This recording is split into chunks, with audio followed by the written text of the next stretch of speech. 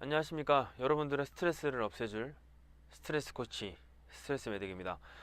이번 시간에는 우리를 가장 힘들게 하고 요란스럽게 만드는 위장에 대해서 한번 말씀을 드려볼까 하는데요. 일단 우리가 먼저 소화를 시키기 위해서는 여러 가지의 이제 에너지들이 소비가 되고 그 에너지에 의해서 이제 소화가 되는데요. 일단 정상적인 소화 과정이라고 얘기를 하면 이제 입을 통해서 들어오고 그게 이제 식도를 타고 위로 넘어가서 위에서 이제 위산이라든가 여러 호르몬을 만나서 분해가 되고 또 소장으로 가고 소장에서 또 여러 에너지들이 흡수가 되고 그런 과정에서 이제 연동 운동을 통해서 이제 대장으로 넘어가게 되고요. 이제 대장에서 수분을 흡수하고 그리고 우리가 흔히 알고 있는 그런 말라 비틀어진 그것으로 이제 만들어지게 되는데요. 이것은 정상적인 소화의 과정이에요. 하지만 우리가 스트레스를 받게 되면 어떻게 될까요? 맞습니다. 소화가 되질 않아요. 왜 소화가 되질 않느냐에 대해서 지금부터 설명을 드리도록 하겠습니다.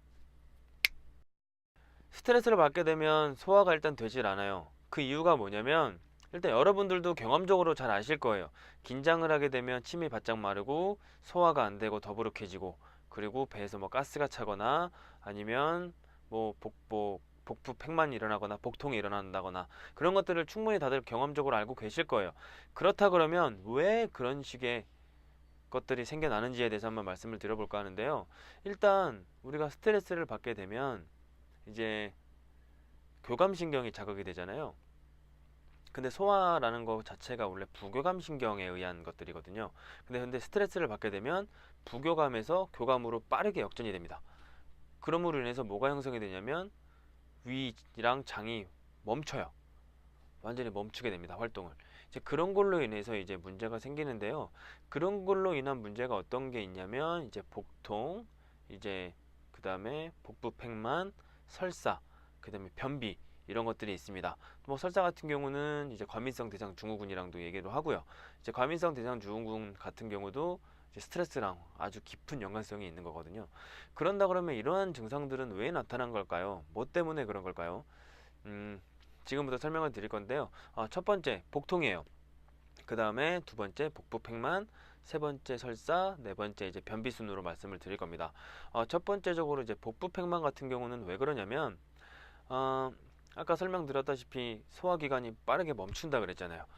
맞습니다. 우리가 음식을 섭취하고 그 다음에 그런 음식물들이 위에서 이제 분해가 되고 그런 과정이 있는데 갑자기 우리가 스트레스를 받았어요. 그러면 모든 그런 소화기관들은 멈추겠죠. 활동들이. 그러므로 인해서 음식물은 정체하게 돼요. 그렇죠. 그냥 고여 있는 거예요. 근데 이미 우리는 침이라는 걸 통해서 음식물이 내려갔고 그리고 위산도 만났을 거고 막 그랬을 거예요. 그러면 이게 고여 있다 그러면 뭐가 생성이 되냐면 이제 썩어요. 이렇게 얘기할게요. 음식물 안에서 썩습니다. 부패가 돼요. 우리가 부패되면 음식물도 부패되면 냄새가 나죠. 가스가 발생되기 때문에 이제 냄새가 나는 건데요. 마찬가지로 위에나 장에 이제 멈춰 있던 그런 음식물들에서 부패가 진행되면서 이제 가스가 발생되면서 복부 팽만감이 오게 됩니다. 그럼 이제 복부 팽만으로 인해서 뭐가 되냐면 장을 자극해요. 위랑 되게 민감해지고 예민해지거든요.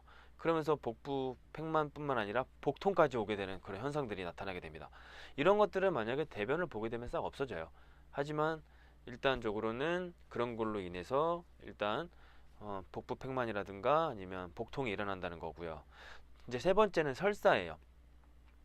우리가 스트레스를 받게 되면 설사를 합니다. 뭐 특히 과민성 대장 증후군을 앓고 계신 분들 같은 경우는 인구의 한 9%에서 10%는 과민성 대장 증후군을 앓고 있다라고 얘기를 해요. 전체 인구의 9%에서 10%면 굉장히 많은 거예요. 적은 숫자가 아닙니다.